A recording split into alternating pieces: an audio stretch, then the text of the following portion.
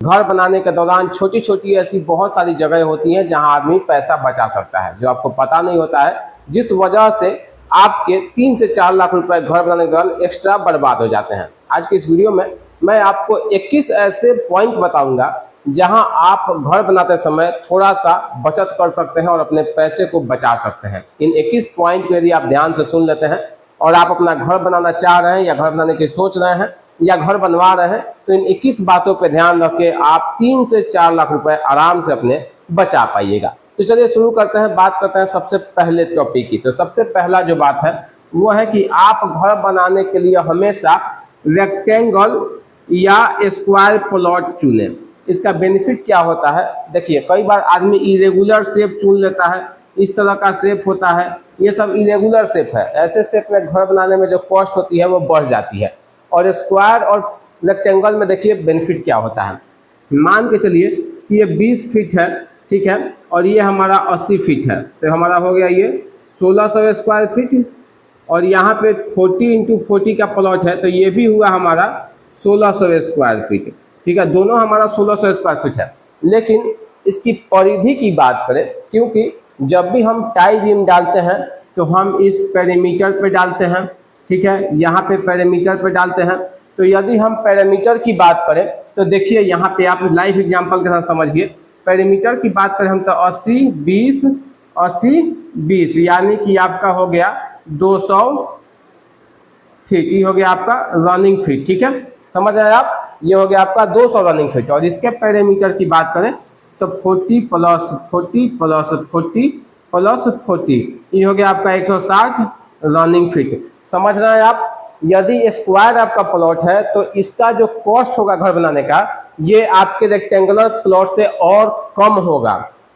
यदि rectangular plot है तो कॉस्ट थोड़ा सा बढ़ जाएगा, लेकिन स्क्वायर प्लॉट है तो और कॉस्टिंग आपकी कम हो सकती है। लाइव एग्जांपल के साथ यहाँ पे आपको समझा दिए। देखिए यदि स्क्वायर होगा तो 200 रनिंग फीट आपका एरिया आ रहा है, तो लिंटर, छज्जा, ground beam, tie beam, plinth beam सब आपका 200 फीट में दिया जाएगा। तो उसके लिए आपको सीमेंट, बालू, गिट्टी, रॉड, लेबर, मिस्त्री सबका कॉस्ट बढ़ेगा। और स्क्वायर प्लॉट है तो आपका मात्र 160 रनिंग फीट में ground beam, plinth beam, roof beam, tie beam, lintel beam ये सब दिया जाएगा। तो यहाँ पे आपका रॉड भी का भी बचत होगा। स्टीरअप के लिए जो आप रिंग खरीदिएगा या फिर रिंग बनाने के लिए जो रॉड खरीदेगा उसका ही बचत होगा, तो यहाँ पे आपका थोड़ा सा बचत होगा। तो हमेशा कोशिश करें कि आपका जो प्लॉट हो घर बनाने के लिए वो स्क्वायर प्लॉट है। दूसरा चीज आपको ध्यान देना है कि जो आपका प्लॉट हो वो खड्डा में ना हो। कई बार होता है कि रोड लेवल से हमारा डाउन हो जाता है 4 फीट, 5 फीट, 6 फीट, तो इसमें आपको मिट्टी भरना पड़ता है, सैंड भरना पड़ता है, मुरम भरना पड़ता है, तो इसका भी कॉस्टिंग जो होता है वो बढ़ जाता है। तो हमेशा रोड लेवल के बराबर में या रोड लेवल से 1 से 1.5 फीट खड्डा वाला प्लॉट को रेफरेंस दे घर बनाने के लिए, यहाँ पे आपकी कॉस्टिंग बच जाती है। तीसरा जो सबसे बड़ा पॉइंट होता है वो होता है कि आप जब भी घर बनाए तो अपने घर की प्रॉपर प्लानिंग करा लें। कई बार होता है कि हम जाते हैं साइट पे देखते हैं कि ठेकेदार खुद से एक प्लान बना दिया है और इसमें ऐसे ऐसे प्लान कर दिया है, यहाँ पे सीढ़ी दे दिया, यहाँ पे कुछ और पिलर जहाँ जरूरत नहीं है वहाँ भी झूठ मूठ का कॉलम दे दिया। मैं एक साइट पे गया था, वहाँ पे 3 फीट के मतलब 10 फीट के बीच में 3 कॉलम दिया गया था। मैंने देखा कि 3 फीट के डिस्टेंस पे एक कॉलम दे दिया है ताकि एक गली निकालनी थी। तो इस तरह से गलती होता है तो आपका कॉस्टिंग बढ़ जाता है। एक कॉलम में रॉड, सीमेंट, बालू, गिट्टी सबका कॉस्टिंग बढ़ जाता है। कई बार होता है कि ठेकेदार इरेगुलर शेप का आपका सेप्टिक टैंक बना देता है। सेप्टिक टैंक बहुत बड़ा बनवा देगा, आपसे 14 फीट बाई 10 फीट का सेप्टिक टैंक बनवा देगा।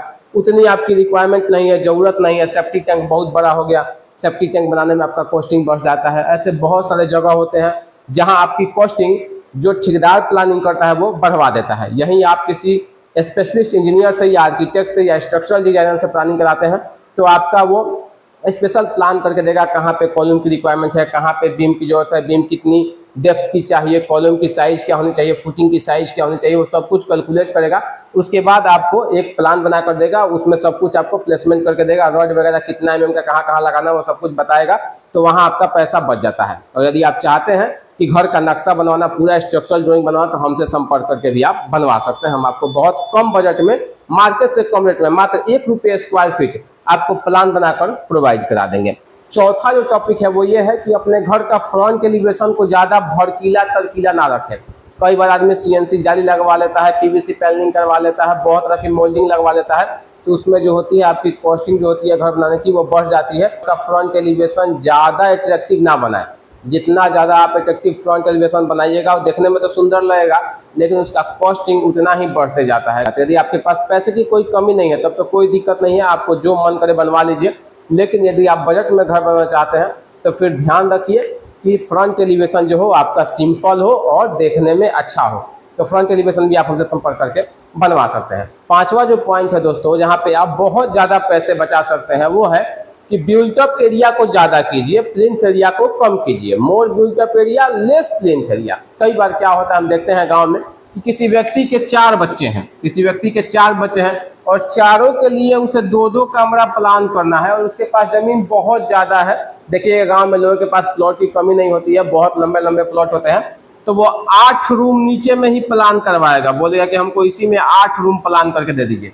उससे होता क्या है कि इसकी लंबाई हो जाएगी 120 फीट, चौड़ाई हो जाएगी 30 फीट, आपका जो प्लिंथ एरिया होता है वो बढ़ जाता है, और प्लिंथ एरिया बढ़ता है तो इसमें आपका कॉलम का संख्या बढ़ जाता है। कॉलम बढ़ता है तो इसके लिए आपको एक फुटिंग खोदना पड़ता है, फिर इसके लिए आपको प्लिंथ निकालना पड़ता है 4 फीट के आसपास। इस 4 फीट प्लिंथ में आपको सॉइल भरना पड़ता है या बालू भरना पड़ता है, लोकल सैंड भरना पड़ता है, तो वहाँ पे जो कॉस्टिंग होती है वो बढ़ जाती है। तो आप प्लिंथ एरिया को कम रखिए।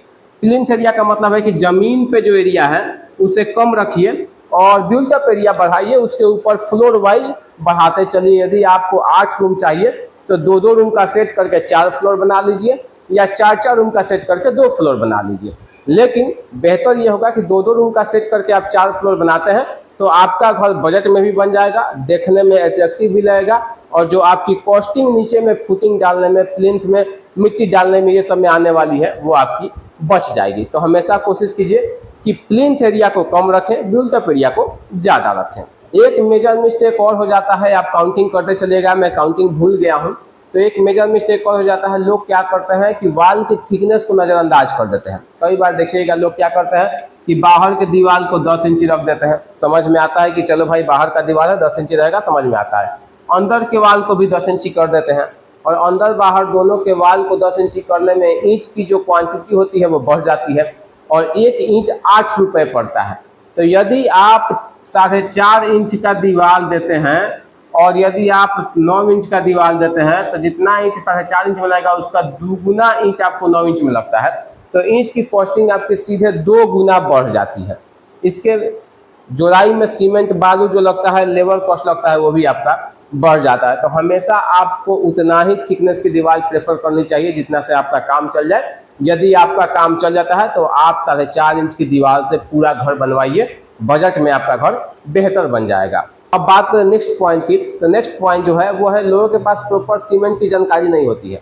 लोग क्या करते हैं कि कई बार ढलाई वाले सीमेंट से जुड़ाई करा देते हैं, जुड़ाई वाले सीमेंट से ढलाई करा देते हैं, उनको पता ही नहीं चलता कि कौन सा सीमेंट घर में लाना है, कौन सा सीमेंट लगाना है और कौन सा सीमेंट हमारे लिए बेस्ट है। तो आपको हमेशा ध्यान रखना है कि ब्रिक वर्क के लिए आपको पीपीसी सीमेंट लेना है। पीपीसी का मतलब होता है पोर्टलैंड पोज़ोलाना सीमेंट, ठीक है। ये जो सीमेंट होता है ये आपके ढलाई वाले यानी कि पीएससी सीमेंट से तकरीबन 40 से 50 रुपये सस्ता पड़ता है।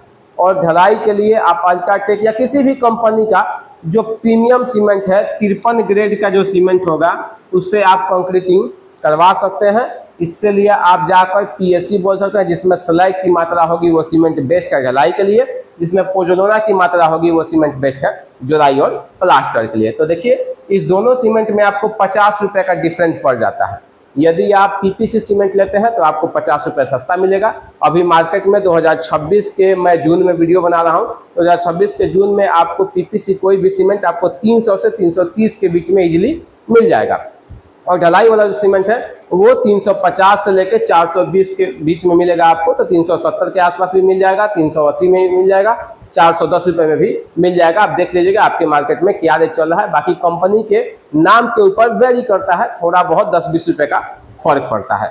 बात करें नेक्स्ट बचत वाले जगह की, तो आप देखिएगा स्टील में हम लोग बहुत बड़ा मिस्टेक करते हैं। मैं कई बार साइट पर जाता हूँ, देखता हूँ कि जो घर मालिक है वो टाटा का स्टील लगा रहा है, टाटा का स्टील लगा रहा है, और उसने कॉन्ट्रैक्टर ऐसा पकड़ रखा है जिस कॉन्ट्रैक्टर को घर बनाने आता ही नहीं है। उस साला ना वाइब्रेटर रखा है ना उसको घर बनाने आता है, कॉलम ढाल दिया, कॉलम में पूरा हनीकॉम्ब हो गया। कॉलम का जो रेशियो मिलाया वो गड़बड़ मिला दिया, मसाला कहीं ज़्यादा कर दिया, कहीं कम कर दिया, कभी गिट्टी कम कर दिया, कभी बालू ज़्यादा कर दिया। इस चक्कर में टाटा का रॉड देने का कोई मतलब नहीं बनता है। तो आप ये चीज़ हमेशा ध्यान रखिए कि आपका जो कॉन्ट्रैक्टर हो वो बढ़िया हो, उसके पास जानकारी हो, नॉलेजेबल कॉन्ट्रैक्टर हो, पहले जो काम किया हो वो बेस्ट काम किया हो। भले ही 2 रुपये महंगा कॉन्ट्रैक्टर मिले, लेकिन जो काम का उसके पास स्किल हो, नॉलेज हो, वो अच्छा हो। क्योंकि खाना के लिए आप कितना भी अच्छा मटेरियल खरीद के घर में रख दीजिए, बनाने वाला व्यक्ति सही नहीं है तो फिर आपका पूरा का पूरा मटेरियल बर्बाद हो जाता है। इसलिए बनाने वाले व्यक्ति को सही रखिए। अब रड की बात करें तो प्राइमरी और सेकेंडरी 2 टाइप की रड आती है। तो प्राइमरी में टाटा आ जाता है, जिंदल, JSW ये सब आ जाता है, जिसमें केवल माइल्ड स्टील को पिघला कर रड बनाया जाता है। तो थोड़ा सा ये महंगा पड़ता है, ये आपके नॉर्मल रड से काफ़ी महंगा पड़ता है। नॉर्मल रड यदि अभी आपका 60 रुपये केजी है तो ये रड आपका 75 रुपये केजी पड़ेगा, यानी 10 से 15 रुपये महंगा आपको हमेशा किलो पे टाटा का रड या JSW जिंदल आपको पड़ता है। तो अब बात करें सेकेंडरी में, तो सेकेंडरी स्टील में माइल्ड स्टील होता है, लेकिन कुछ कुछ स्क्रैप का माल भी उसमें होता है। जो कबाड़ हम लोग यहाँ से खरीद के जाता है, उस कबाड़ को गला कर भी उस रड में मिलाया जाता है। तो जो भी लोकल ब्रांड आते हैं जैसे महावीर और कामधेनु, ये सब टाइप के जो भी स्टील है उसको आप यूज कर सकते हैं, उससे आपको कोई ज़्यादा का फर्क नहीं पड़ता है। यदि आपका मल्टी स्टोरी बिल्डिंग है, आप चाहते हैं कि 5 फ्लोर प्लस बिल्डिंग बनाना, तब आप टाटा का स्टील यूज कीजिए। और यदि आपका 1 फ्लोर, 2 फ्लोर, 3 फ्लोर तक जाना है तो आप लोकल मार्केट से कोई भी रड 60 रुपये केजी लाकर यूज कर सकते हैं, कोई दिक्कत नहीं होने वाला है। बस थोड़ा सा उसकी मोटाई को बढ़ा दीजिएगा, जहाँ 12 यूज करना है वहाँ 16 यूज कीजिए, या फिर 4, 16, 2, 12 यूज कीजिए कॉलम में, आपका बेस्ट घर बनकर तैयार हो जाएगा। आपके घर में कभी कोई समस्या नहीं आएगी। तो यहाँ पे भी आप बचत कर सकते हैं। एक समस्या और बहुत बड़ी हो जाती है जहाँ हमारा पैसा बर्बाद हो जाता है। लोगों को घर बनाने का अंदाजा होता नहीं है। वो क्या करते हैं कि घर बनाने के लिए बहुत बल्क में माल खरीद लेते हैं, कहीं दूर से खरीद लेते हैं 2 रुपये सस्ते के चक्कर में। अब होता क्या है कि उनका एक ट्रेवलिंग कॉस्ट ज़्यादा पड़ जाता है, दूसरा चीज़ साइड पर रखने का प्रॉपर स्पेस नहीं होता, जगह नहीं होता, और वहाँ पर रखने के बाद बारिश हो जाती है या किसी भी तरह का कोई समस्या हो जाता है तो उसमें कुछ सीमेंट खराब हो जाता है, कुछ रड खराब हो जाता है। तो हमेशा आप अपने लोकल सप्लायर को सजेस्ट कीजिए। लोकल सप्लायर जो भी आपके पास का हो वहाँ से मटेरियल खरीदिए, थोड़ा थोड़ा मटेरियल मंगाइए, काम कराते जाइए, फिर मटेरियल मंगाइए, फिर काम कराते जाइए। उससे होगा क्या कि आपको जो भी मटेरियल मिलेगा वो नया मिलेगा, फ्रेश मिलेगा, आपको पुराना माल मिलने का झंझट जो होगा वो खत्म हो जाएगा। एक बहुत बड़ी समस्या और होती है जहाँ लोगों का पैसा बर्बाद हो जाता है रूम को हाइट को लेकर। लोग समझ नहीं पाते हैं कि हम अपने रूम की हाइट क्या रखें। कई बार लोग ग्राउंड फ्लोर पे हाइट 12 फीट रख देते हैं, कई बार 10 फीट रख देते हैं, कई बार 9.5 फीट रख देते हैं, और वो अटके रहते हैं कि हमें हाइट कितना रखना चाहिए।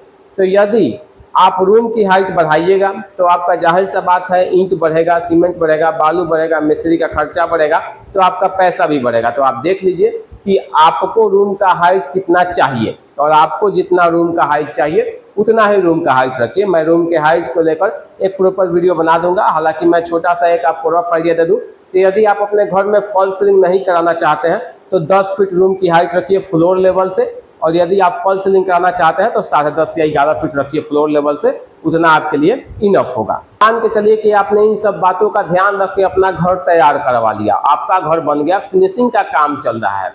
कई बार देखिएगा लोग क्या करते हैं कि पूरे घर में ग्रेनाइट लगवा देते हैं, और ग्रेनाइट का जो कॉस्ट होता है वो टाइल्स से 2 से 2.5 गुना महंगा होता है। अब 2.5 गुना महंगा ग्रेनाइट खरीदने का मतलब हुआ कि आपका जो बजट है वो बढ़ गया। तो आप ग्रेनाइट को अवॉइड करके पूरे घर में टाइल्स लगाइए, एक ही कलर का टाइल्स लगाइए। एक कलर का टाइल्स लगेगा तो आपका बजट भी कम आएगा, और बजट में आपके पूरे घर में टाइल्स भी लग जाएगा। बाथरूम में 7 फीट हाइट तक टाइल्स लगाइए। कई लोग पूरे बाथरूम में पूरा 10 फीट हाइट तक टाइल्स लगाते हैं, तो 7 फीट हाइट तक या बाथरूम में टाइल्स लगाइए ताकि वहाँ भी आपका कुछ पैसा बच सके। अब बात करते हैं प्लम्बिंग और इलेक्ट्रिकल को लेके।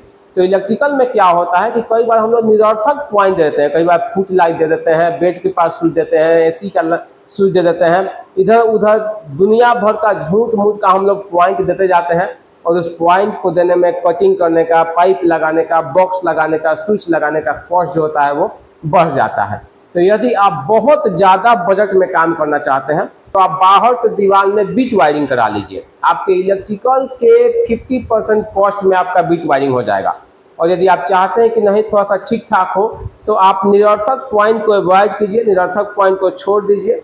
जितनी ज़रूरत हो उतना पॉइंट दीजिए और अंडर वाल वायरिंग करा लीजिए, तो वहाँ भी आप कुछ पैसे बचा सकते हैं। प्लम्बिंग की बात करें तो प्लम्बर को कहिए कि भाई शॉर्टर डिस्टेंस लेके हमारे सेफ्टी टैंक सॉकेट तक पाइप को लेकर जाओ। कई बार प्लम्बर क्या होता है कि झूठ मूठ का इधर उधर पाइप को घुमाते रहता है। कई बार आप प्रॉपर प्लानिंग नहीं करते हैं और आप बाथरूम घर के सबसे अंतिम कोने पे देते हैं, सॉकेट बना देते हैं घर से बाहर, उतना दूर आपको पाइप लेकर जाना पड़ता है। पाइप का कॉस्ट बढ़ जाता है, बेंड का कॉस्ट बढ़ जाता है, तो वहाँ पे भी कॉस्टिंग आपकी बढ़ जाती है। आप इंग्लिश पैन लगाते हैं तो इंग्लिश पैन में अलग अलग टाइप के पैन आते हैं, तो वहाँ पे भी कॉस्टिंग बढ़ती जाती है। इंडियन पैन आपका 1000, 1200, 1500 रुपये में हो जाता है। वहीं आपका कम्बोज जो होता है वो 5000 से 6000, 10-10 हज़ार का आता है। तो आप देख लीजिए कि आपको बजट में क्या लगवाना है। यदि आप बजट में घर बनाना चाहें तो 3 से 4 लाख रुपए तो आप इजीली बचा सकते हैं अपने पूरे घर को बनाने के दौरान।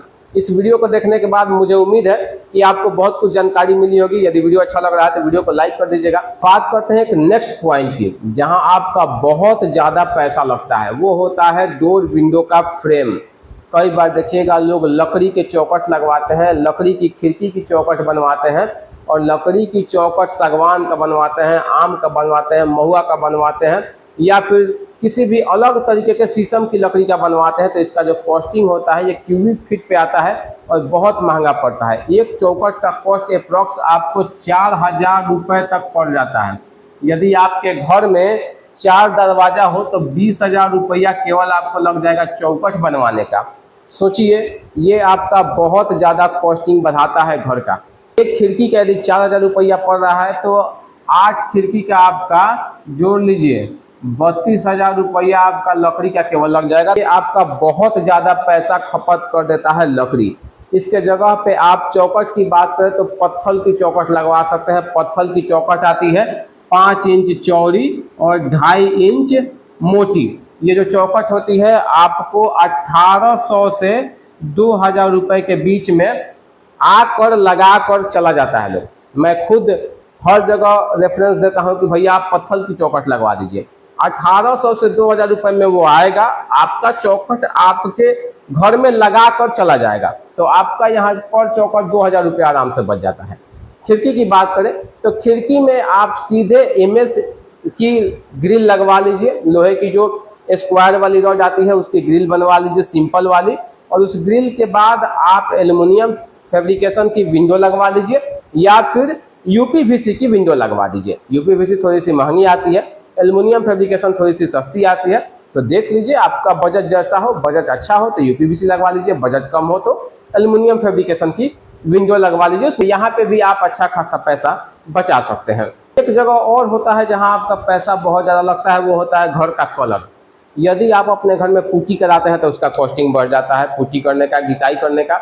उसके बाद प्राइमर मारिए, उसके बाद पेंट कीजिए। यदि आप पूरे घर को एक कलर पेंट कराते हैं तो आपका इजीली घर थोड़े से बजट में पेंट हो जाता है। वहीं आप चाहते हैं कि मेरे चारों दीवार का कलर अलग अलग हो, तो चारों दीवार के लिए आपको कलर बनवाना पड़ता है, और अलग अलग कलर बनवाने के बाद आपका पैसा भी बढ़ जाता है। तो आप अपने पूरे घर को एक कलर से पेंट कराइए और बजट में अपना पूरा घर बनवा लीजिए। एक जगह और है जहां आप पैसा बचा सकते हैं, वो है छत की मोटाई। कई लोगों को पता नहीं होता कि वो अपने स्लैब की थिकनेस कितनी रखें। वो क्या करते हैं कि कई बार स्लैब की थिकनेस 6 इंच रख देते हैं, 8 इंच रख देते हैं, 7 इंच रख देते हैं। स्लैब बहुत भारी हो जाता है, डेड लोड जो होता है घर पे वो बढ़ जाता है। तो आप अपने स्लैब की थिकनेस 5 इंच रखिए। 5 इंच जो स्लैब की थिकनेस होती है वो परफेक्ट थिकनेस है। 5 इंच से ना कम रखिए ना ज़्यादा रखिए, 5 इंच थिकनेस रखिएगा स्लैब की। एकदम बेस्ट है आपके स्लैब का थिकनेस, और आपका घर बजट में बनकर तैयार भी हो जाएगा। एक समस्या और होती है, वो होता है कि कई जगह हम देखते हैं कि वो लोग क्या करते हैं, प्लिंथ में पूरा ब्रिक वर्क करा देते हैं। जैसे कि मान के चलिए कि ये हमारा प्लिंथ है और इस प्लिंथ में हमें ये ब्रिक वर्क करना है, ठीक है। तो ये पूरा क्या करेंगे कि साइड में तो ब्रिक वर्क होगा ही 10 इंच का, ताकि इसमें मिट्टी भरा जा सके। वो लोग क्या करते हैं कि इस बीच में भी रूम जैसे जैसे है उस हिसाब से वो लोग पूरा ब्रिक वर्क करा देते हैं। जहाँ जहाँ रूम है उस हिसाब से पूरा नीचे में ब्रिक वर्क करा देते हैं। एक ग्राउंड बीम डाल देंगे, टाई बीम डाल देंगे, और टाई बीम डालकर पूरा वो लोग ब्रिक वर्क करा देते हैं। तो इसमें आपका कॉस्टिंग बढ़ जाता है। सबसे पहले तो आप जो नीचे टाई बीम डाल रहे हैं उसका कॉस्ट बढ़ जाता है। दूसरा, आप ब्रिक वर्क कर रहे हैं उसका भी कॉस्ट जो होता है वो बढ़ जाता है। तो इसको निरर्थक ब्रिक वर्क करने की कोई ज़रूरत नहीं है।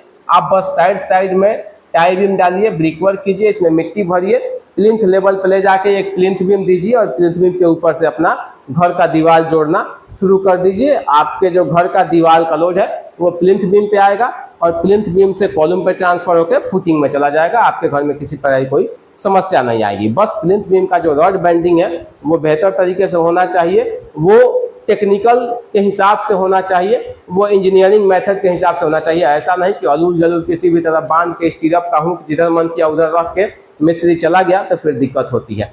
तो इसलिए मैं बोलता हूँ कि किसी न किसी इंजीनियर से सजेशन लीजिए, इंजीनियर की निगरानी में घर बनवाइए। पैसा एक बार लगता है, घर एक बार बनता है। भले इंजीनियर आपके 2-4-5 हज़ार रुपये ले लेगा, लेकिन वो 2-4-5 हज़ार रुपये लेकर आपके 2-3 लाख रुपए बचवा देगा। एक चीज़ और बहुत बड़ा समस्या हो जाता है, मैं देखता हूँ लोग क्या करते हैं कि सेप्टिक टैंक में 1 नंबर ईंट लगवा देते हैं, फुटिंग में 1 नंबर ईंट बिछवा देते हैं, टाई बीम के नीचे 1 नंबर ईंट बिछवा देते हैं। तो 1 नंबर ईंट का जो रेट है वो अभी 10 रुपये है और मीठा ईंट का जो रेट है वो अभी 6 रुपये है। तो 4 रुपये का फर्क पड़ता है एक ईंट में। तो आप सेप्टिक टैंक में, फुटिंग में, टाई बीम के नीचे मीठा वाला ईंट लगाइए, आपका वहाँ भी पैसा अच्छा खासा बच सकता है। एक समस्या और आती है, देखते हैं कि लोग स्टील का रेलिंग लगवाते हैं घर के बाहर और स्टील का रेलिंग जो होता है वो 400 से 500 रुपये पर केजी के हिसाब से आता है।